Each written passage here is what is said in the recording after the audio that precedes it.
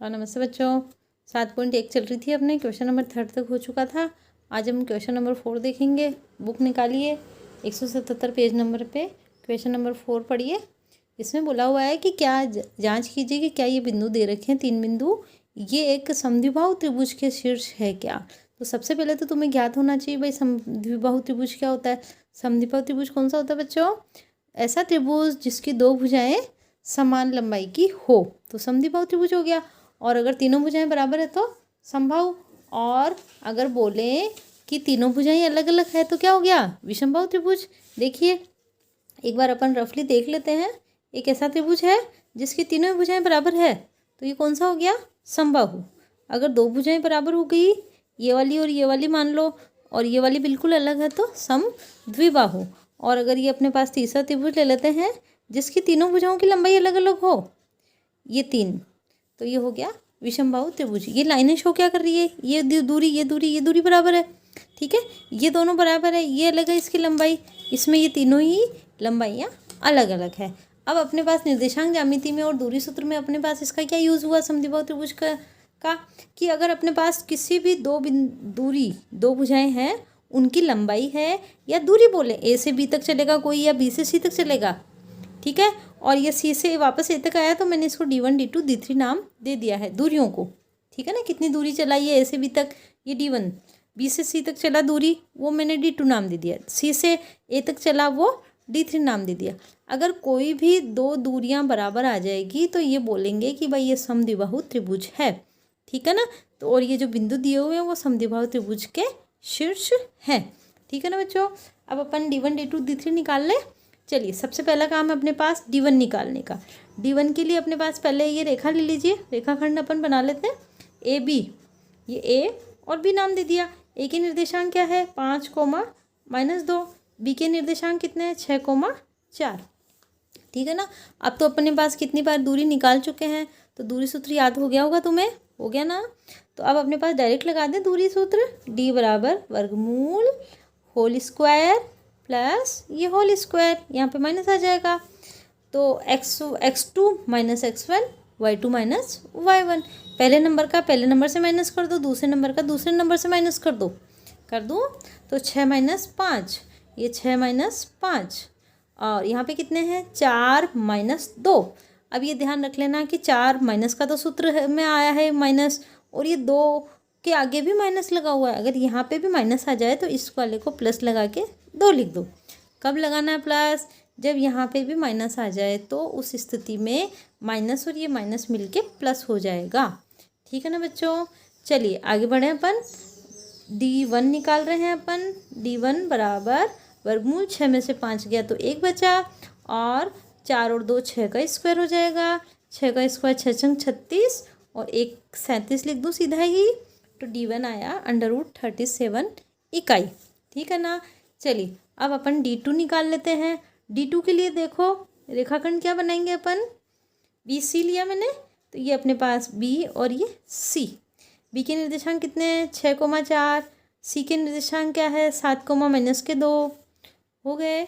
चलिए D2 निकाल लें, डायरेक्ट लिख दूँ। अब तो तुम लोग x1 y1 x2 y2 लिख के इसमें कर सकते हो। और होल स्क्वायर लगाया, प्लस लगाया, फिर से होल स्क्वायर लगाया, माइनस लगाया। एग्ज़ाम में सूत्र लगाना बहुत ज़रूरी है, ध्यान रख लेना। जब अपने पास दूरी सूत्र लगाएं और उसको आप बॉक्स में बंद कर दें, क्योंकि बोर्ड एग्ज़ाम में सूत्र के अलग मार्क्स होते हैं।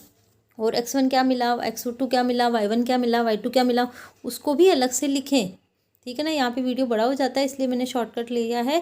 पहले वाले वीडियोस में मैंने बताया था ना x1 y1 x2 y2, फिर इधर से बताइए कि x1 कितना आया, y1 कितना आया, x2 कितना आया, y2 कितना आया। फिर अपन समीकरण में मान रखने पर ये पूरा लिखेंगे, उसके नंबर मिलेंगे। क्योंकि बोर्ड एग्ज़ाम में हर चीज़ के नंबर अलग अलग वर्गीकृत होते हैं। तुम लोग ऐसे सोचते होगी कि हाँ हमारा तो उत्तर आ गया, हमने फटाफट कर दिया, तो पूरे में से पूरे नंबर नहीं मिलते उस स्थिति में, ठीक है ना बच्चों।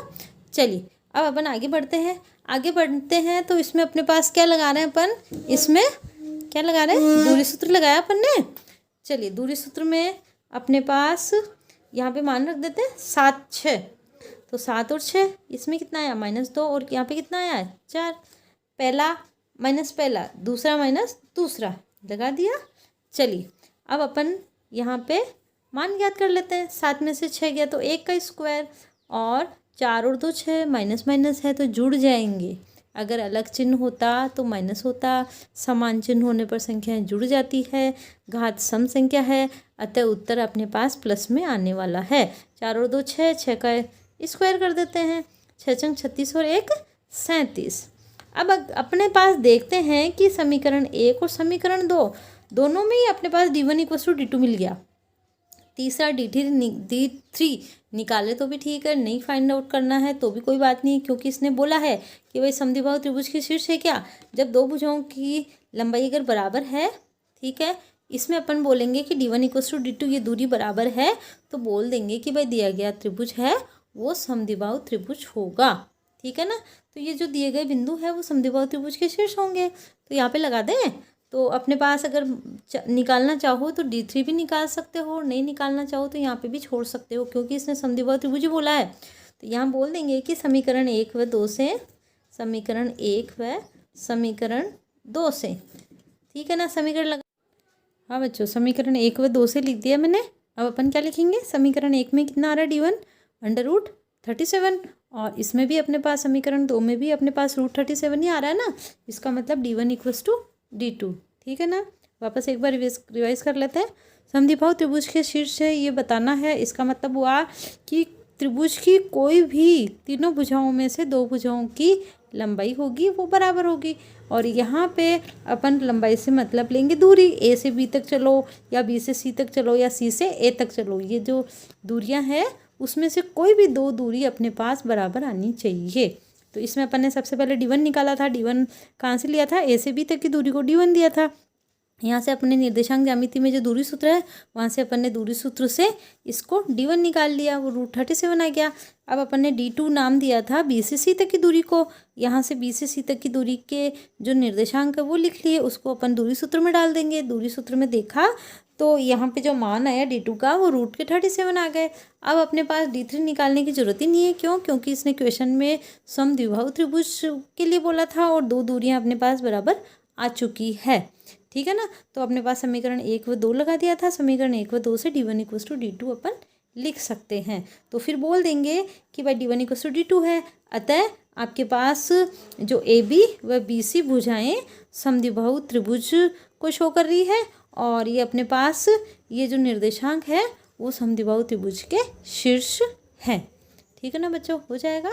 चलो नेक्स्ट क्वेश्चन में फिर मिलते हैं।